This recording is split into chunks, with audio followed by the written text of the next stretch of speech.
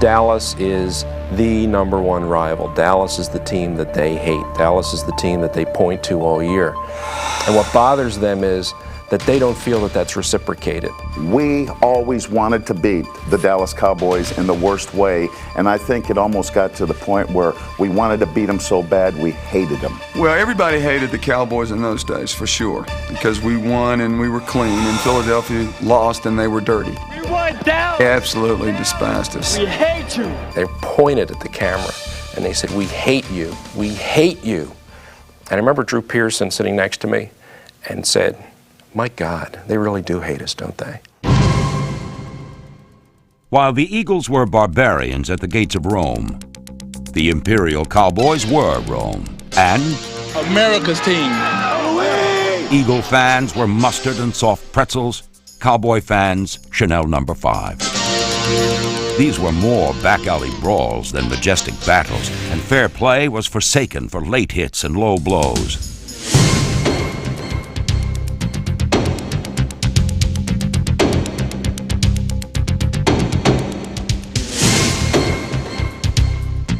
The hatred between these two division rivals knew no boundaries, and the intensity of their confrontations created events where truth was stranger than fiction. Well, the Philly crowd was tough. After John Kennedy was shot, we went up to Philly, and you're talking about really taking it to us. It was like we, the Dallas Cowboys, had assassinated John Kennedy. However, Leroy Jordan, No. 55, was blamed for ambushing the Eagles' handsome halfback, Timmy Brown. Leroy Jordan hit Tim Brown in Dallas and broke all of the new dental work that he had done. Timmy Brown ran a little circle pass, and they threw him the ball, and I came back to hit him and knocked out several of his teeth and maybe spurred on the rivalry later. You know, I never intended to knock his teeth out, but I intended to knock his head off. He really whacked him, you know, and boy, they were all after Leroy from then on. For the next several years, I played each game trying to protect myself and survive the games more than play the games. While Jordan's hit on Brown was the flashpoint in this rivalry, the assault on Captain America, Roger Staubach, became the shot heard round the football world. In the films, Mel Tom really gave me a dirty shot, forearmed him behind the head, and I was out like a light.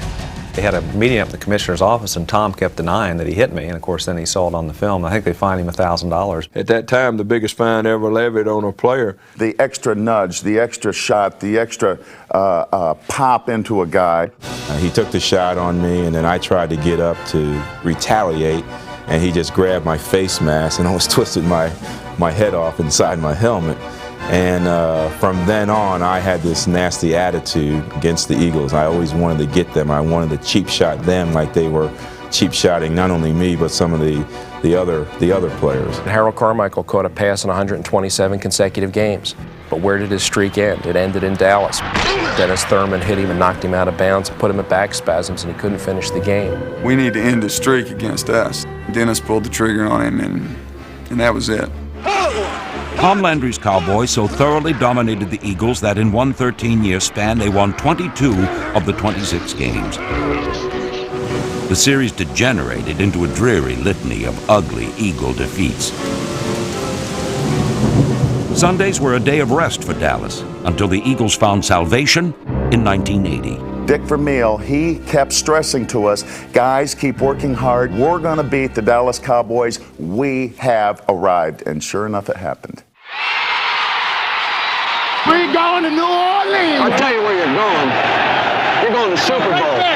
No, he's going to Super Bowl's where he's going. Hey, let's back up. Although this defeat haunted Tom Landry, his biggest nightmare became Buddy Ryan. During the strike, the Eagles replacement players played a game down in Dallas. Tom Landry had said stuff like, yeah, we've got veterans here, but, you know, we're not going to run a lot of tricky stuff. We're just going to play basic football. They toss it right to Blunt. First play from the game, he ran a double reverse for a 62-yard touchdown. Run a reverse left to Edwards. He has blockers. To the 40, Edwards to the left sideline. I mean, Buddy was just absolutely livid. A 62-yard touchdown reverse. But Buddy didn't like that, and he had respected Landry up to that time. So then we got here, and he wanted to get him back. Less than a minute to go, the Eagles have the ball. and they're just running out the clock, kneeling down. And Randall Cunningham kneels down once, kneels down twice. He's getting ready to kneel down the last time. He kneels down and then stands up. This could be a fake. It is. An interference call on Dallas led to an Eagles rub-it-in touchdown, which rekindled the bitterness. Buddy trotted off the field with the biggest smile on his face that you ever saw. I mean, to him, this was his revenge.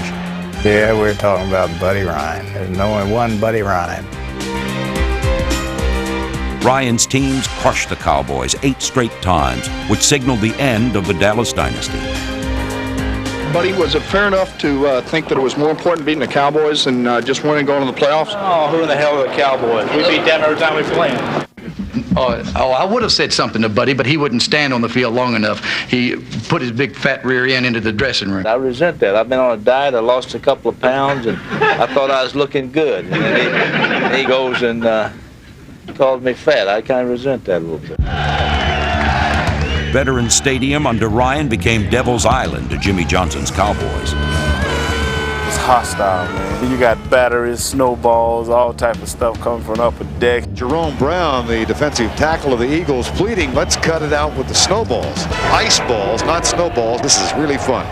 You see little children being eaten, and it just really terrifies you. This is Randall. He's going to be Eagle soup today. It's going to be a long day for the Eagles. Cowboys defense. Woo! Dallas reconquered the football world, but not everyone welcomed back America's team. When they slap you around here, when you come out of your mother's womb, I believe that you are automatically a Cowboys hater. I just hate them. They stink. America's team where? What's America's team? Not around here, pal.